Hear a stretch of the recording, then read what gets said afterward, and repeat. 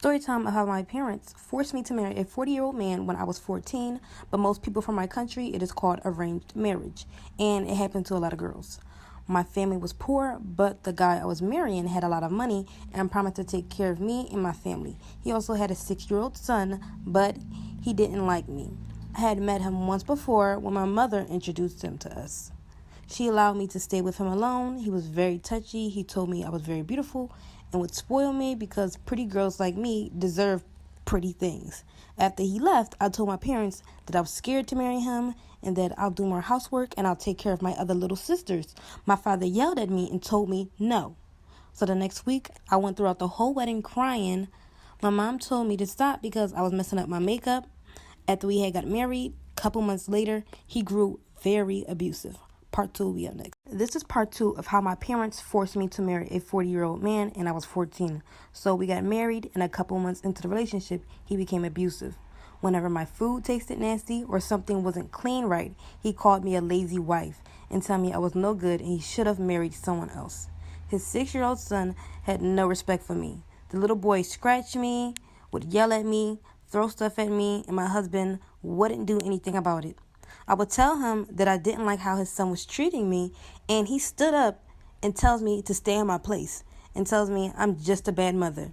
I'd cried every night, wishing I could go back home to my mother and father. 2 years later, when I turned 16, I found out I was pregnant. He was so happy about it, and for once, he treated me so sweet. He would cook for me, clean, and told his son to be nice because his little brother was in there. When we found out the baby was a girl, he got mad and walked out on me. Part 3 will be up next. This is part 3 of how my parents forced me to marry a 40-year-old man and I was 14. So my husband was excited that I was pregnant, but when he found out I was having a baby girl, he got very upset and walked out of the room. When we got home, he started treating me nasty again. He then started putting his hands on me. He was just very angry at me and never wanted to see his daughter. It took him 3 weeks before picking her up. But even then, he wanted nothing to do with her.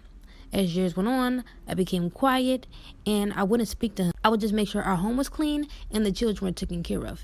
He would just get upset with me that I wouldn't speak to him and accuse me of cheating. He claimed that I was sleeping with other men and that our daughter is probably not even his child.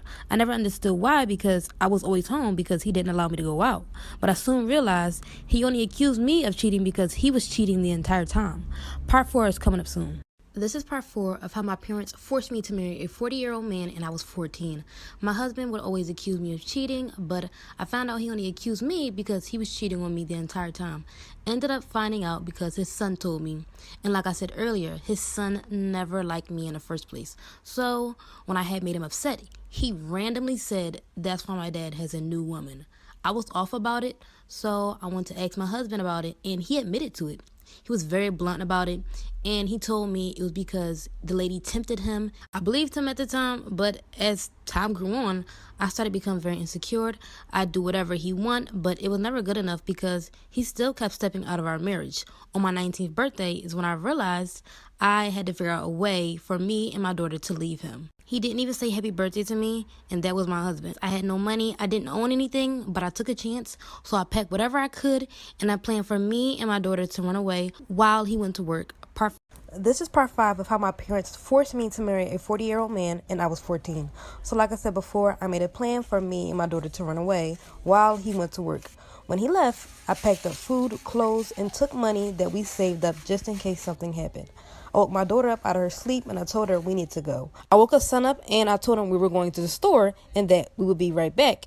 He went right back to sleep and I gathered our things and took me and my daughter to the train station. She asked where we were going and I told her we were going to see our other family.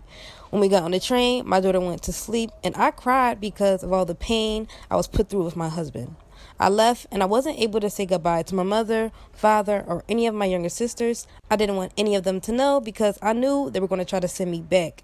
And leaving was the best decision that I made of my life. It's now been 23 years and I found my now husband and we're living a better life. And I bless God for allowing me to